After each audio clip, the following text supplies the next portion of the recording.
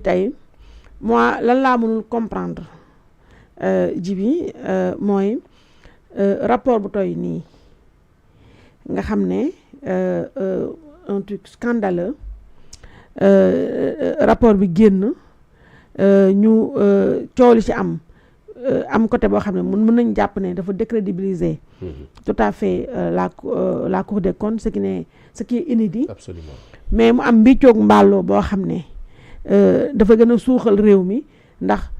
bu dee Ousmane Sonko ba mu ne état en ruine un état faussaire falsificateur ci la bàyyi yëpp daw tey ba Cour des comptes génnee def benn affaire benn nii wii nii non defe naa ce n'est pas ce qui va restaurer la confiance. C'est clair. Des bailleurs Clair. et autres partenaires financiers bu Sénégal opposition ne pat mutisme total. te bii quand même FDR rek raté na occasion de mon point de vue pour une bonne entrée en matière ndax lii pataaral bi ñu def silence bi c'est extrêmement grave. Normalement tey depuis bërki démb opposition dañoo waroon wàcc ci tali bi songu conférence de presse songu télé yi songu rajo yi dégg nga communiquer joxe ñoom itam seen lecture ci lii fi xew waaye dafa am ñaar ñoo xam ne seen mutisme dafa incompréhensible muy Abdoulaye Daouda Diallo ak surtout Amadou Ba. Abdoulaye Daouda Diallo dégg naa ci conférence de presse ñoom Pape Malick Ndour di wax ne ñoom ndax rapport bi dafa am aussi beneen problème mooy ñu bëri nañ jàpp ne dafa violer le principe de non contradiction. Absolument. Donc Pape Malick Ndour ci conférence de presse bi nee na ñoom woo nañu Abdoulaye Daouda Diallo laaj ko est-ce que ndaxte cour bi rapport bi dafa wax ne am nañu ko ñu saisir waxul tur léegi nag ñoom Pape Malick nee nañ ñoom moom Moustapha Ba nekkatu fi ki ñu nekkal ba tey muy Abdoulaye Daouda Diallo bañ ko laajee dafa ne il n'a pas été saisi donc il a découvert ce rapport-là en même temps que tout le monde et loolu ce qui est quand même quelque chose d'assez bizarre loo xam ne lu jar a leeral la beneen bi nag mooy Amadou Ba mi nga xam ne Ousmane Sonko ñëpp xam nañ ne bu dee ci homme politique yi am na ku mu gën a yàpp ku mu gën a ñeme Amadou Ba la yàq na ko fi lu ne jiñ na ko fi sàcc ouvertement te Amadou musul tontu dem ba coow li di rëy ñu ngi gis mu ngi yónnee ay photo mi ngi doon dem di ziyaare ji magalu Daaru Muxti ca Touba donc mutisme boobu Djiby ak silence bi nga xam ne opposition def na ko Abdoulaye Daouda Diallo defe naa nonobstant li Pape Malick Ndour wax Abdoulaye Daouda Diallo dafa war a génn moom i tamit bu dul sax affaire politique wala dara mu setal daram wax commentaire ñu lii rapport bi wax te moom mu am ci wàll. Amadou Ba tam ñu on lui impose la même chose Djiby. Aïssatou, votre question est très pertinente. Je dois l'avouer parce que dafa am deux dimensions dafa am une dimension politique am une dimension éminemment c'est-à-dire technique. La dimension politique mooy lan mooy ñii après dinaa ñëw si dimension technique bi de la question. La dimension politique mooy yow da ngay opposé wu. yow on t'attend sur les questions de l'heure. C'est-à-dire que même bu rapport génn woon dara génnul ah. yow benn Sénégalais rek war na mën a ñëw sa kër wax la benn problème ci réew mi rek nga génn waxal ko parce que tout simplement demain tu espères avoir son vote. Sénégalais ku leen représenté wu duñ la votel xam nga tey ñun ce qu'on fait dans les plateaux là dañ koy def parce que dañuy ñëw fii di wax parce que nous sommes en politique te leer na ma ni man gars yi moyens yi ñu yor ñoom te duñu wax duñu yëy duñu yàbbi ñun buñ ko yoroon toj réew mi actuellement nii dans le cadre du débat. Parce que dafa am loo xam duñ ko seetaan ak le régime de Pastef. foofu la Aïssatou amee raison par rapport à l'âge. parce que xëy na ñun sawar bi ñu sawar lire ubbi document toog ba 4 heures du matin di lire rapport gars yi fekku leen ci parce que ku ci nekk sa yaram am na exigence yoo xam da la koy laaj léegi. mag la ñu moo tax ma ne la dimension politique de l'opposition moo jar a taxaw. parce que grand imagine-toi dañuy waxtaan rek quoi FMI ak Banque mondiale li ñuy sore nee nañu rapport bi bu génnee nañ leen wax ni génn nañu xool joxe seen avis. avant rapport bi di génn dañu bind ne on suspend nos fonds on attend que le rapport soit publié kon xam nga kon ñoom de façon éloignée ou pas ñi ngi participer plus ou moins au débat parce que c'est des techniciens duñ toog ci ay plateau di wax mais ñi ngi échanger ak ñi ñu war a échanger la est-ce que yaa may comprendre les courriers sont transmis léegi imagine-toi le Sénégal on te présente comme un pays où les comptes publics ont été trafiqués disons les choses telles qu'elles sont yow nga ne da ngay opposé wu le Sénégal est dans une situation où l'impasse est telle que tey foo dem di leb le Sénégal est présenté comme non seulement un mauvais payeur du baaxul mais dëkk boobu wóorul nga investir fa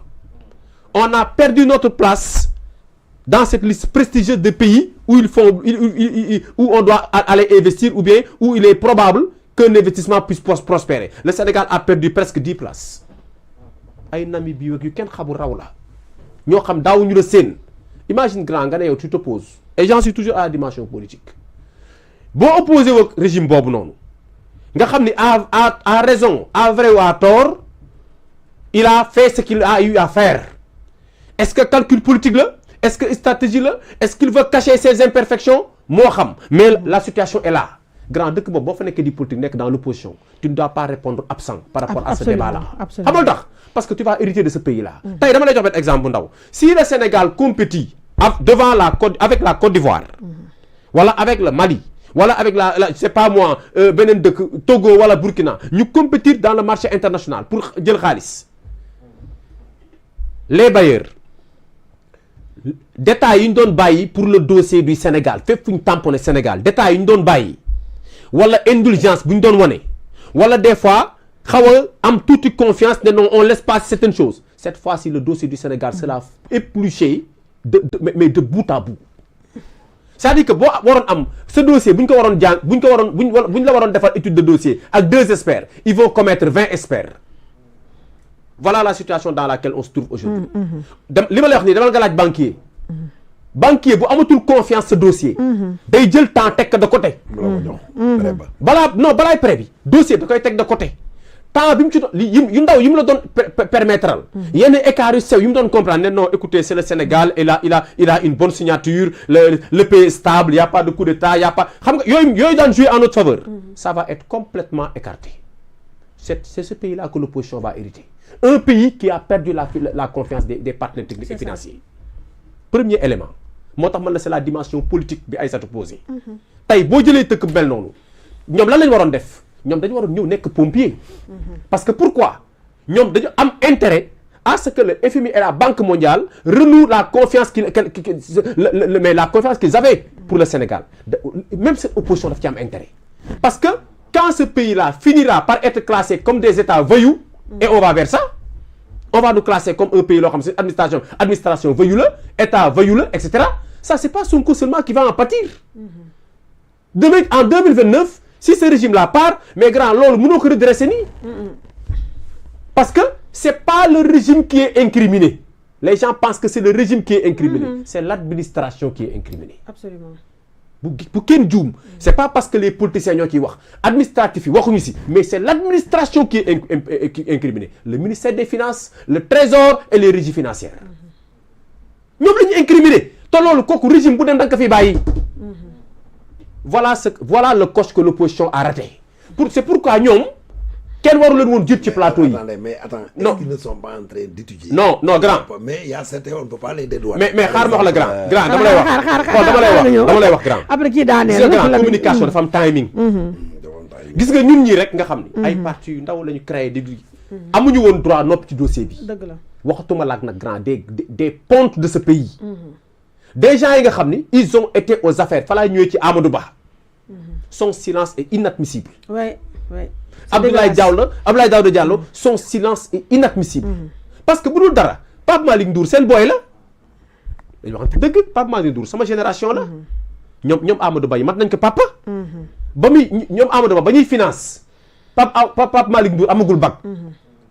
tout ce que Pape Malick Ndour dit Amadou Ba ak Abdoulaye Daouda Diallo ñoo gën a xam ñoom ñaar ñëpp ils sont des inspecteurs des impôts Pape Malick Ndour est un économiste. c'est pas un inspecteur des impôts.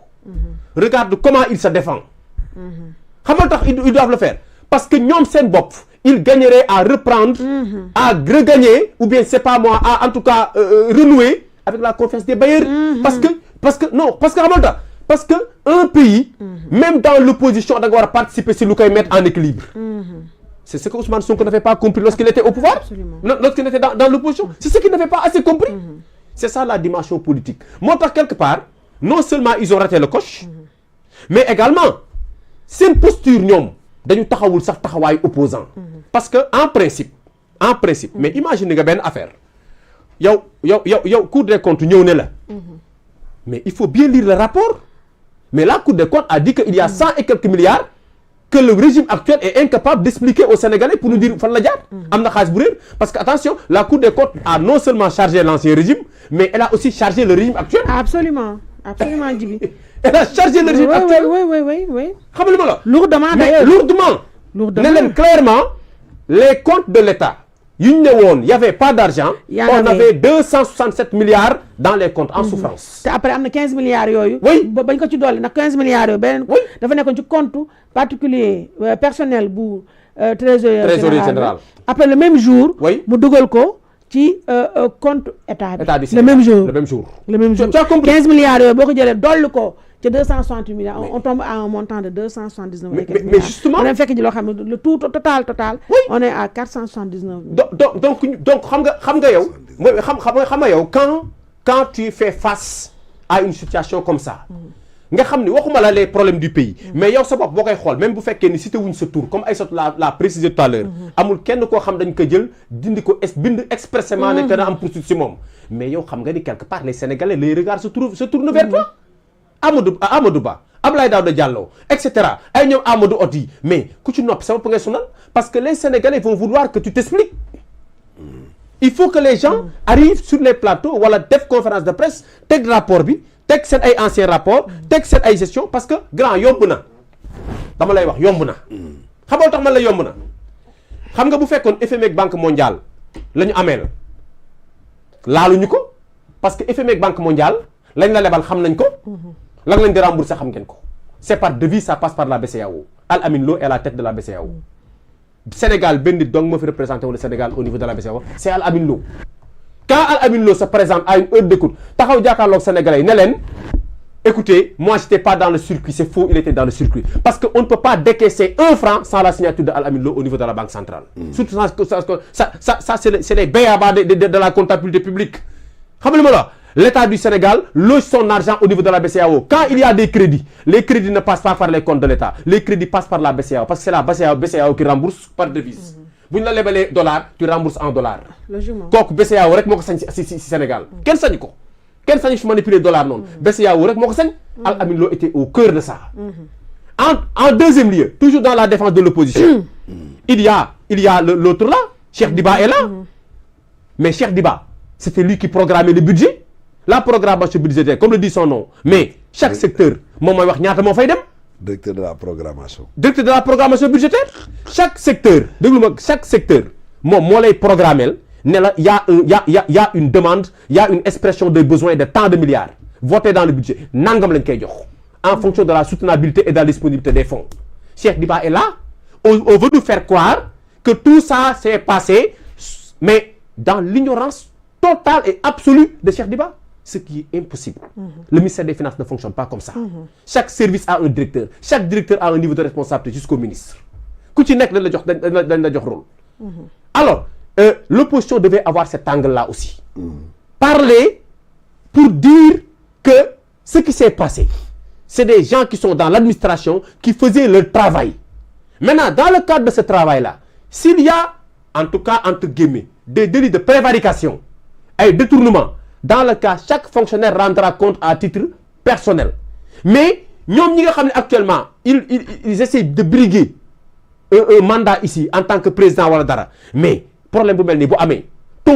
ton premier rôle, c'est d'abord de sortir de ta réserve. Parce que actuellement, réserve amatul. Lépp ngi ci mbedd mi. Defe naa ni fii ba Australie. Tous les gens ont le rapport de la Cour des comptes. Fii ba Australie. Il y a plus de réserve à conserver ou bien à garder. Vous sortez, dire aux Sénégalais, mais votre version et nous donner les vrais chiffres et comment ça se fait que la situation en est arrivée à ce niveau bu fekkee ni dëgg la. loolu la ñuy xaar ci opposition bi. il faut falloir que ñu régler ce problème-là. L'autre aspect, c'est l'aspect technique de la question d'Aïssatou. Voilà. C'est il y a 2 minutes. Synthétique, il y a 2 minutes. Voilà, après c'est l'aspect technique par rapport à l'opposition. Aspect technique, moi, gis nga kii grand boo des anciens fonctionnaires. Nekk un ancien commis de l'État. Am xam-xam ñu nangul la ko. C'est-à-dire que waroo xaar nit ñi di la préparer des éléments de langage wala ñu lay dugal ci carcan boo xam ne bu ëllëgee yaa ciy des ak sa gàcce. Pour man li xew buñ nee rapport gis nga rapport bi ci boppam ces gens-là qui sont aujourd'hui au ministère des Finances ku ci nekk ci ñoom am na loo ci xam loo xam ni ça relève de tes compétences. Lu tax ma ne c'est l'aspect technique l'opposition tey dafa waroon imposer un débat technique. dëgg la moom dëgg la moom. L'opposition waxuma la débat politique de. technique boobu ñëw naa ci. débat technique boo xam ne képp ku fay toog opposition désigné kaat nitam ah waa parti bi au pouvoir désigné nit wala boog même bu waa pouvoir ñëwul opposition indi ki ñu jàpp ñoom seen biir que ni sur les questions de finance il est le plus habilité wax Amadou Ba bu ko neexee sax ñu représenté ko Abdoulaye Daouda Diallo bu ko neexee sax mu dëgg la mais gis nga grand techniquement les gens doivent démontrer que ce rapport-là n'est pas de nature à accabler qui que ce soit. Ce sont des recommandations qui ont été faites. L'aspect technique foofu lañ ko soxlaa parce que en réalité sénégalais yi seetaan même bu fekkee nit ñu si bëree jànguñu attention sénégalais jànguñu mais am nañu xel. waaw dañuy réfléchir. waaw c'est-à-dire que dañuy confondre ku jàngul ak ku amul xel da ngay dégg ñu naan la c'est trop chiffré il y a trop de chiffres les montants là c'est non attends même s'il y a trop de chiffres les sénégalais malgré ces chiffres là mën nañ la wax chiffre bu ci nekk ban moo ci topp ak ban moo logique ak ban moo logique. D'accord. Donc il faut poser le débat technique. Félix, voilà. Félix, on ferme avec toi sur mutualisme opposition bi silence Amadou Ba Abdoulaye Daouda Diallo sur ce rapport là de la Cour des comptes. waaw par rapport à l'opposition man de opposition bi ma gis j'ai l'impression que dafa doon opposition boo xam ni. yàkkamtiwul dafa am expérience te day togg. man keroog maa ngi woon Fun City. J'ai assisté à toute la conférence de presse je crois c'était une déclaration de presse je sais plus encore donc mais ñi ma gis mooy ñoom dañ doon ñoo xam ni xam nañ ñi ko sëkkal dañuy togg mbir yi parce que nit ñi ñu ngi adhéré ba léegi mouvement yi ils étaient à plus de 70 organisations qui ont eu donc à adhérer au FDR léegi nag nee nañ dañu ubbi buntu yi structuré gunu nangam expliqué mais keroog am na ku ma toogal di waxtaan ak moom kilifa la sax ma toog ak moom ñuy waxtaan ma ne ko moom sax dafa mel ni lu jël écart quoi parce que président bi nekku fa mais je lui ai dit gis nga lii pour mu sotti na jiital ay xale yi man sax je me considère comme étant vieux na jiital ay xale aujourd'hui il faut insuffler du sang neuf au mouvement parce que am na nit ñoo y a des têtes c'est-à-dire que aussi les Sénégalais n'aiment pas voir des gens qui se sont fossilisés sur le terrain politique bu yàgg fii et puis il dégage une certaine image boo xam ni c'est un peu c'est pas du tout positif quoi quelque part sénégalais moo bëgg lu bees nañ jël non man damay rafetal xam nga diplomate la léegi nañ jël ay boy yu bees yi Pape Malick Ndour y a pas Pape Mat c'est comment il s'appelle c'est Pape Malick le jeune Ndour là mais am na ñeneen ñu nekk ci moom dans la paire soo demee y a pas que dans Thierno Alassane Sall il a des jeunes il a des docteurs des cadres keneen am na ay cadres ñoom suñu ñëwee ñu jël booy jiital leen foofu lañ toll et aujourd'hui je crois bien que au niveau même des collectivités locales jot na léegi parce que Sénégal dafa mel ni rabu xale moo nekk Sénégal di falaat en tout cas bu bëgg xale yi comprends nga dëgg la de ñoom xale yi sax léegi maa ngi lay gis ñuy takk ay soxla wallaay yàlla moo def loolu kon nañ jiital xale yi loolu laa gis par rapport nag ak ñoom silence boobu quelque part Sénégal politique bi pour nga gisaane ko day compliqué yaanaa ki disent que Amadou Ba sànq il est parti à 2 reprises je crois que c'est des du kii daal nit ñi xam na ko ay day approché wu gars yi nag ñoo ko soxla xam naa peut-être man appréciation boobu mais waroon nañ ko dégg mais aussi comme kilifa la du kilifa aussi tamit mon ami du lu jóg rek ginaar gi mobilette bi fiir na ginaar gi rek nga def déclaration dem police déedéet kilifa dafa am ne peut-être que ñoom ñi ngi préparer une réponse je sais que également ils doivent agir ils doivent réagir agir ils doivent se prononcer parce que tout simplement ne serait-ce que au nom de la science xam nga ñun littérature gi tey soo ci laaloon nga wër ta laal pour la bàyyi dëgg la ñoom vraiment c'est des travailleurs c'est des agents de la régie des finances et puis ils ont un parcours dans ce département etc qui est en rapport avec ce rapport de la Cour des comptes kon ñoom jot na ñu dugg wax ak Sénégal yi loolu jot na mais ils n'ont pas le droit de se taire pourquoi parce que Sénégal fi mu toll gis nga noppi moo waral Sénégal guute yu ñu dugg absolument absolument le leadership politique le leadership politique doit être incarné par des intellectuels des gens responsables loolu moo nu waral politique bi gars yi dañoo toog ni duñ politique ñu ñëw fooye leen ci politique leen mu jeex ils doivent se prononcer ça c'est mon point de vue. En tout cas merci beaucoup ils doivent se prononcer tout au long de la semaine prochaine Inch'Allah ce sera l'objet de nos débats tey moom la ñoo bëgg respecter timing bi parce que yàgg nañoo yàqal ndaak ak